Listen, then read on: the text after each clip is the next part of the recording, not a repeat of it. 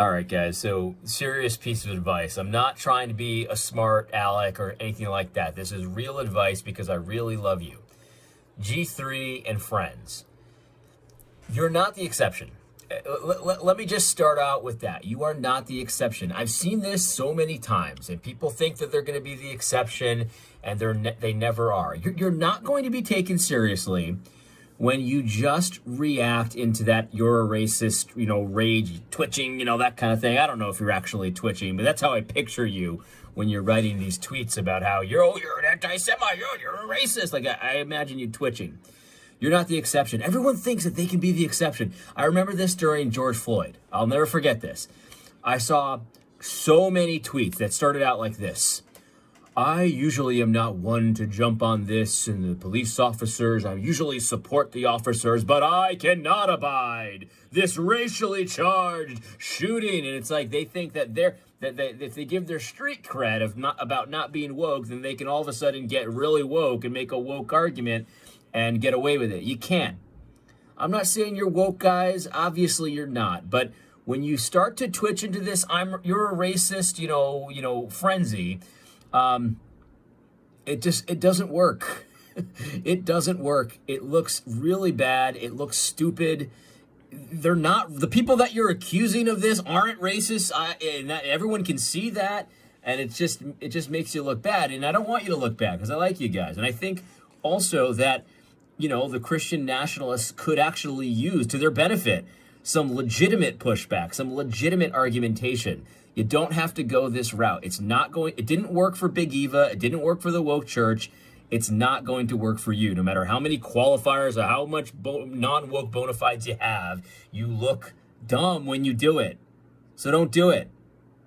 I love you. Interesting. For your consideration and addendum. Okay, and you'll say to me, but AD, there are real racists out there, so you can't just say to not call it out. And don't worry, I'm here to help there as well, because I acknowledge there are real racists out there. But here's the thing, chances are you're not very good at spotting them. And it's not a knock against you, none of us are.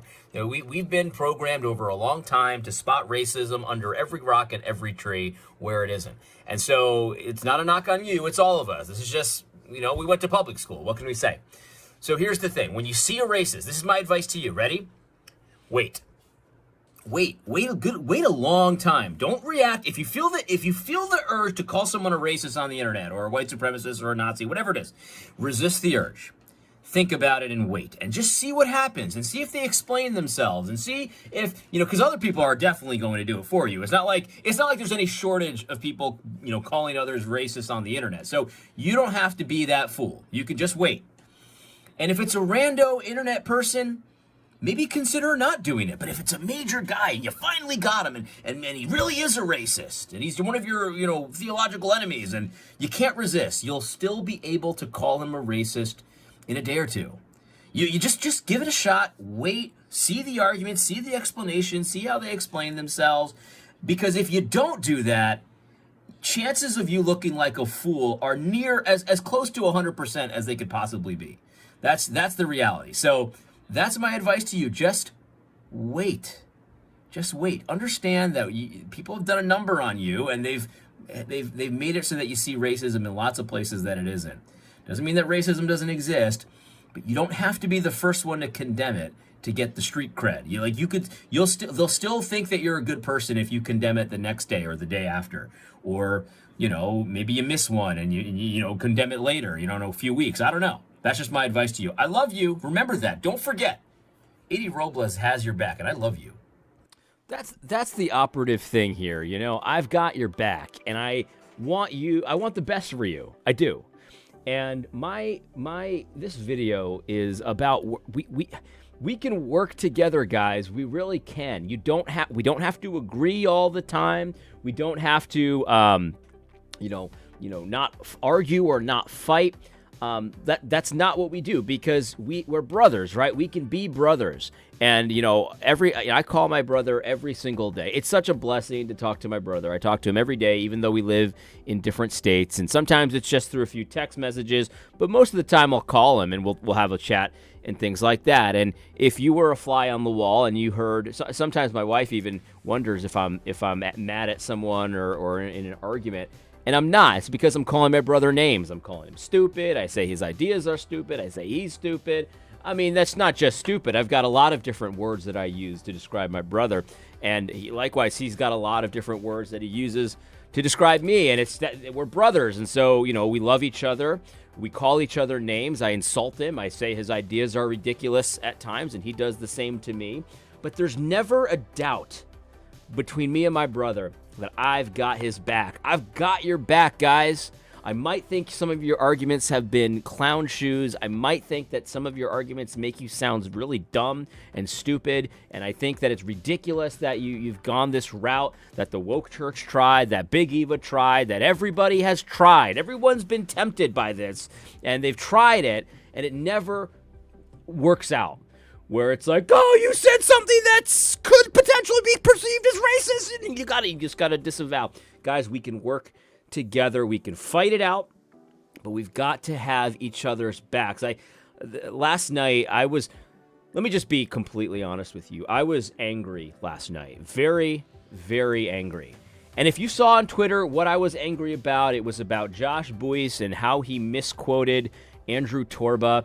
And then he said, he was going to change it. He changed it, but he didn't really remove the offense. It was still a misquote. And then he finally apologized like a man. Josh Boyce, this warmed my heart. It softened my little heart.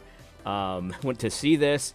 You apologized to Andrew Torba, and you corrected it. You actually, included the exact quote, which really, it does make it the opposite of how it was presented at first. Like, the way it was presented at first made it say actually something opposite of what it really was, and that was really messed up. And you acknowledge that. And that was awesome to see you do that, because that doesn't happen every day on the internet. The internet sometimes gives people on the internet have a tendency to dig in their heels, especially with an easy target like Torba.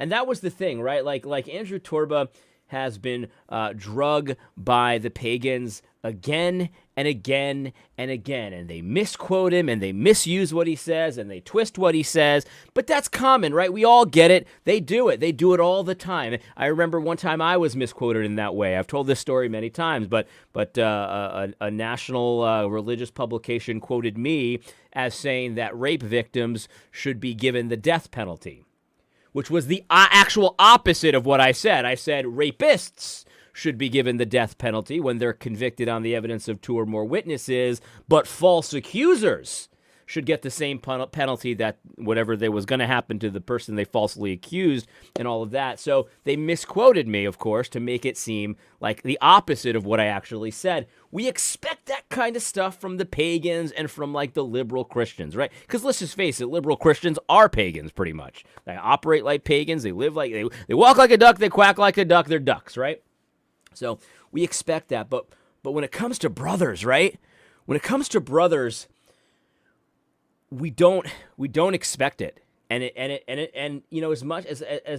as much as we, try to train ourselves to not be upset about it or angry or sad, it's not easy to be tarred and feathered by your own brothers. It's not easy.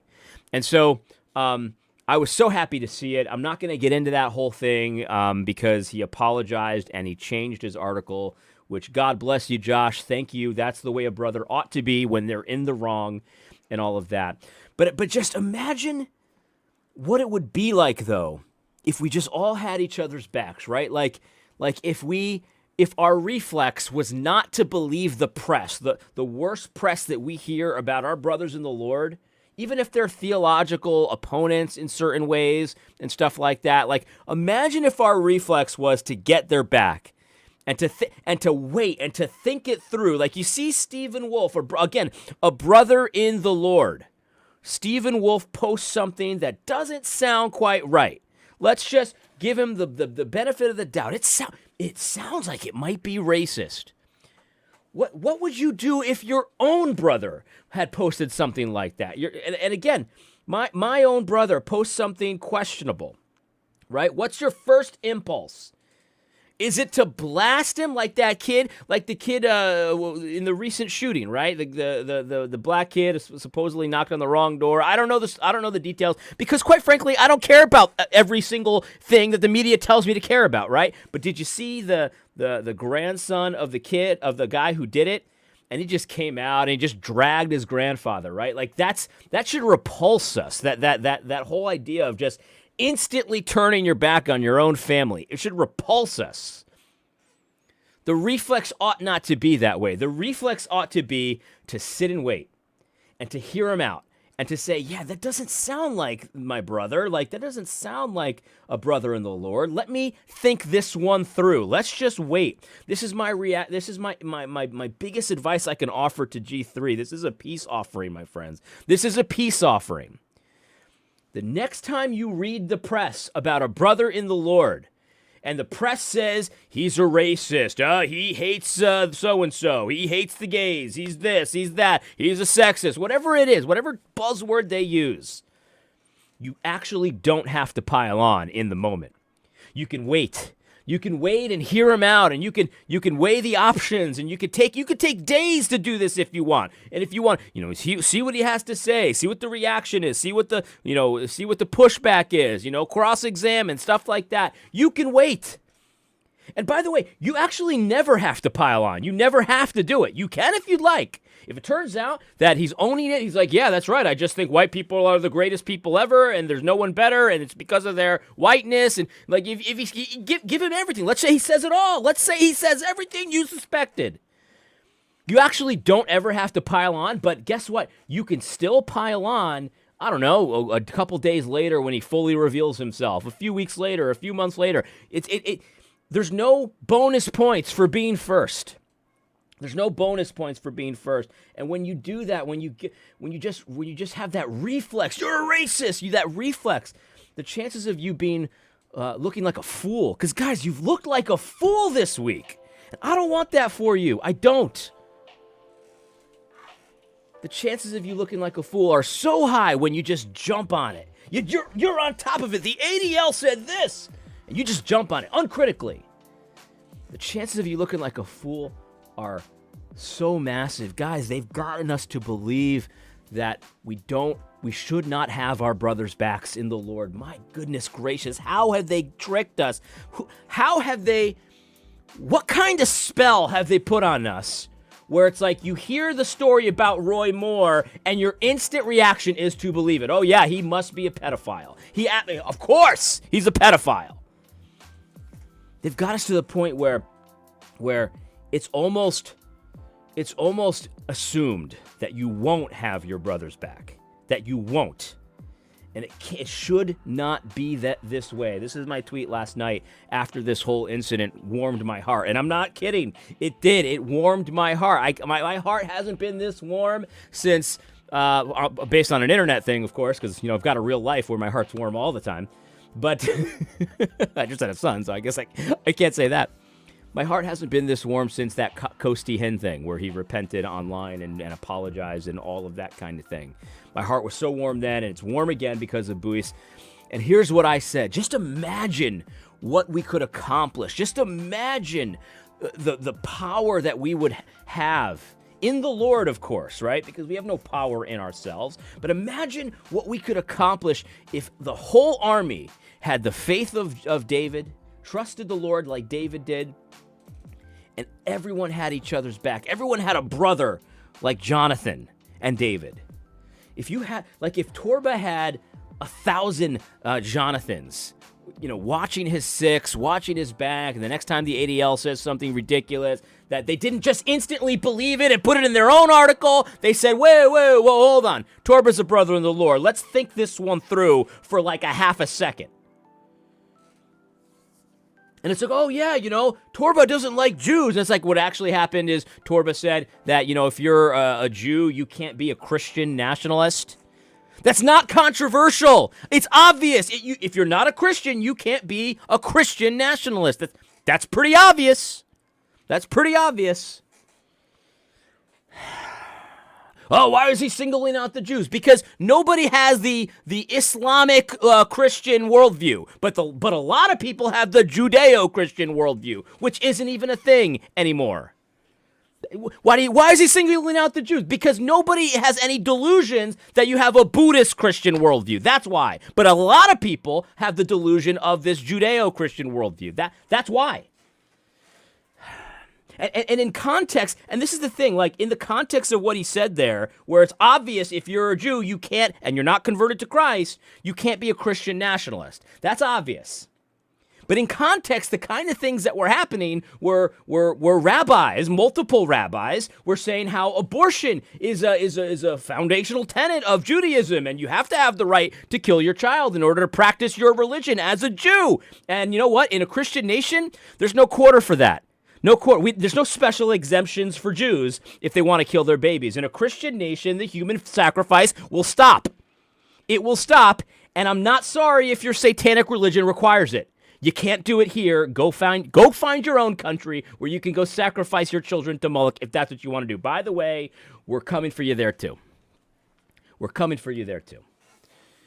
And it's just that simple. Imagine what we could do if G3 had dividing lines back, and dividing line had, Moscow's back, and Moscow had, the Christian nationalists back, and we're all brothers, right? We're all brothers. It doesn't mean you don't fight. It doesn't mean you don't fight and make fun of each other. You can fight and make fun of each other. But you don't destroy. You don't destroy your brother. That's the thing. I'll tell my brother all day long he's an idiot in private. In public, in our private conversations, and I'll mock him for him saying something stupid or doing something stupid or mispronouncing a word, and he'll do the same for me. He thinks that my whole YouTube channel, the whole idea of it is very cringe. He thinks it's very cringy, and he agrees with what I say, but he just thinks that the whole thing, he constantly insults me for being a social media influencer, and I got to be honest with you, I do feel the weight of that criticism, I do. But he's constantly, but you know what? Publicly, man, I don't even have one shred of doubt that publicly my brother would have my back, so much so that he'd probably give his life for me. I haven't asked him that. I mean, I've never been in that kind of a situation. It's not that serious. But I think he would go to the gulag with me if that's what he needed to do. He'd go there.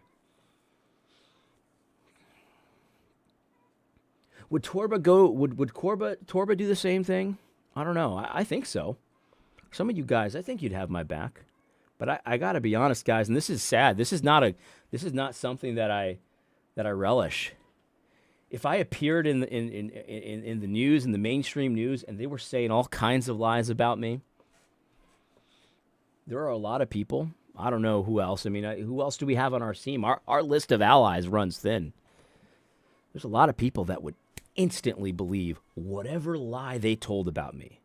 Whatever lie they told. We've given our enemy such a powerful weapon when they know that they can spoon feed us the most obvious lie, and a lot of idiots out there will believe it. There are guys that I don't think would. A guy like Phil Johnson.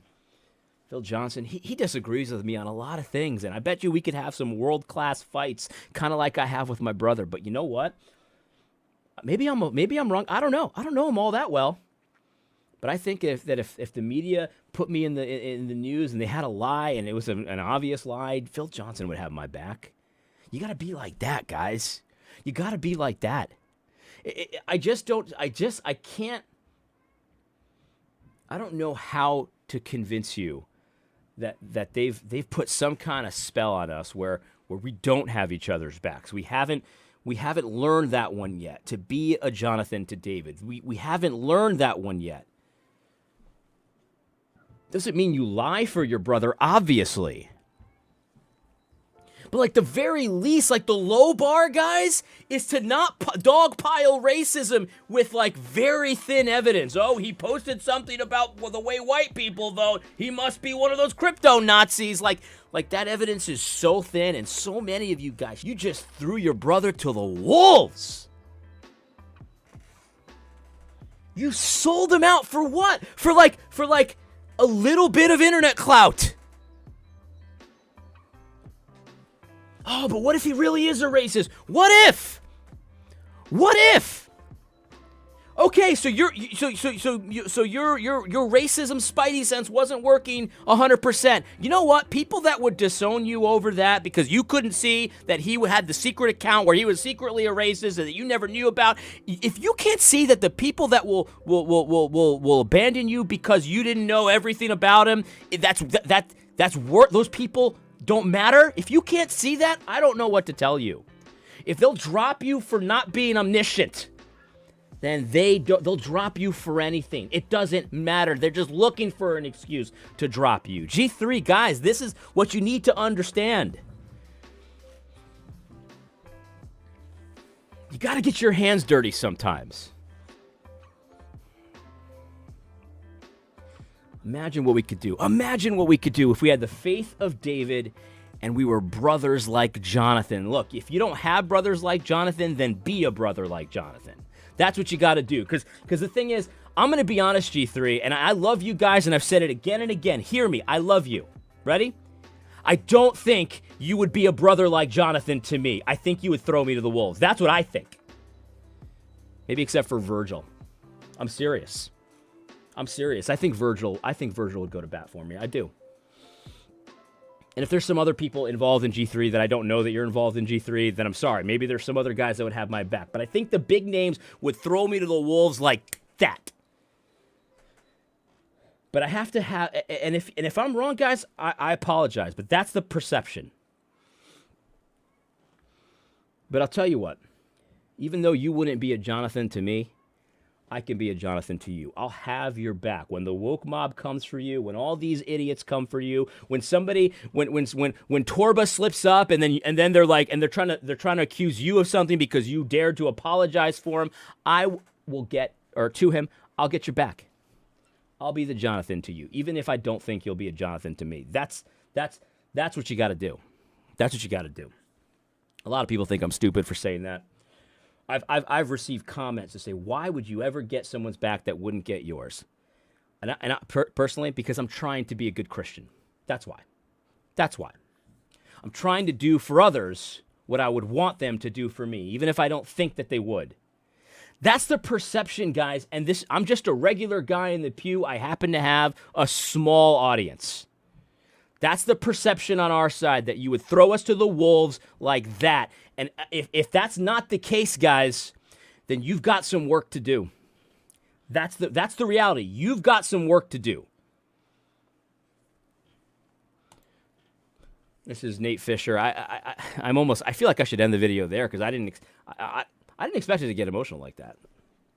But here we go. So this is James White. He did a dividing line last night. I have not listened to it. But it's really not about his comment. It's actually about Nate's comment. And I wanted to just, present this because I thought it was very astute. Nate is the CEO, the founder of New Founding, a solid guy. He obviously has a sharp head on his shoulders. Here's what he says. We need serious and vigorous discussion on these topics, talking about Christian nationalism. But you should consider why G3, he's talking about Scott, G3 are generating the responses that they are. You emphasize that you and others are new to this discussion, but if so, shouldn't you be asking more open-ended questions to understand Christian nationalism positions rather than leading questions and Twitter polls that seem designed to assign or insinuate certain positions to the entire Christian nationalist movement? Scott does not come across as prioritizing understanding Christian nationalism or even as someone focused on good faith discussion of the principles and prudential questions at the center of this debate. He launched a campaign to challenge the movement, often apparently on the basis of beliefs only held by a small share of those who would use the label. So he should expect the pushback common on such Twitter campaigns. This is the key here. He says, I don't think it's wrong to wage such campaigns. Rather, I embrace an openly political approach to such questions. Vigorous political contests will mean exercise of muscles many Christians have let atrophy, the exact muscles needed in the sort of societal transformation that I seek. In sum, it's fine to act like a belligerent rather than a student. More Christians should embrace this stance, but expect the consequences of being a belligerent. And that's it, guys.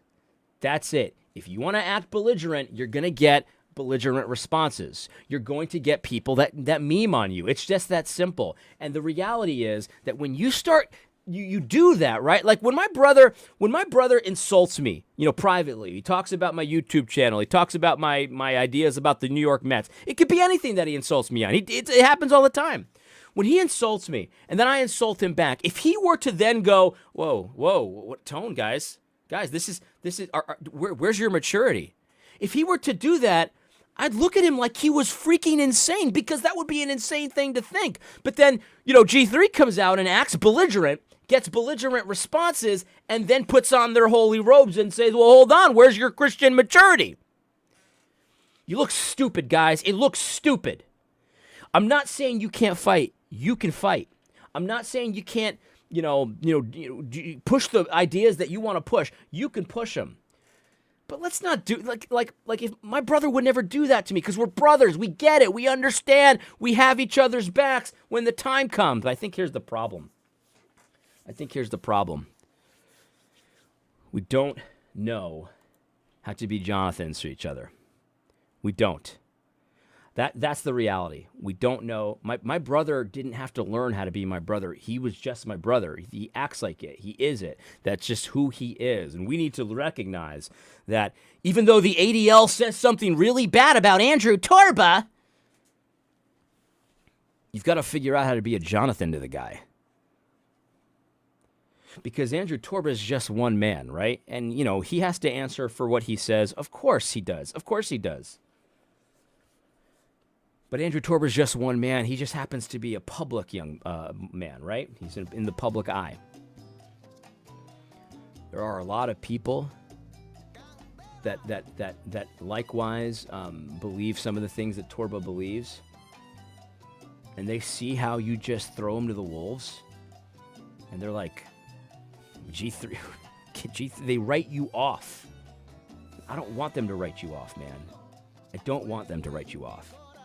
We need to learn how to work together. We just have to.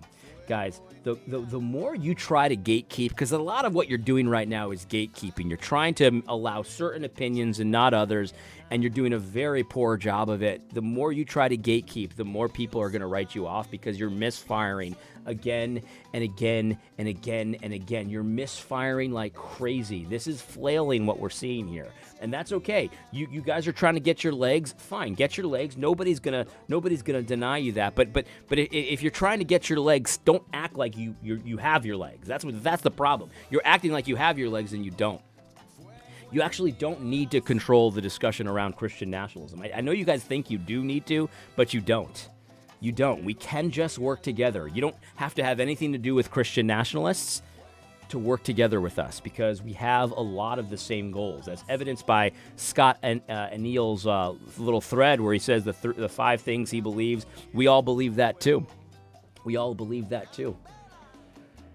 Is it really that big a deal where you turn your back on a brother when they want to be self-consciously Christians, and you don't think that's such a good idea in terms of in the political realm? Is that really a dividing line for you? If it is, then I can't help that. But if that's going to be your dividing line, that's not going to go well for you. Let me just put it that way. It's not going to go well for you guys. If the dividing line is, we have a lot of the same politics, but you want to be self-consciously Christian, and that's a bridge too far. Anyway, I hope you guys found this video helpful. I felt like it was a little bit scattered because actually I normally don't have a plan for videos. This is why I don't plan videos. I normally don't have like a very detailed plan. I just kind of have a general idea of what I want to talk about. Today I had a detailed plan. In fact, I have my little outline right over here, and I went I totally just abandoned it halfway through. So if it felt a little jumbled, I'm sorry. Speaking from the heart here, there's just no question about it. I hope you found this video helpful. God bless. Puro fuego es mi amor.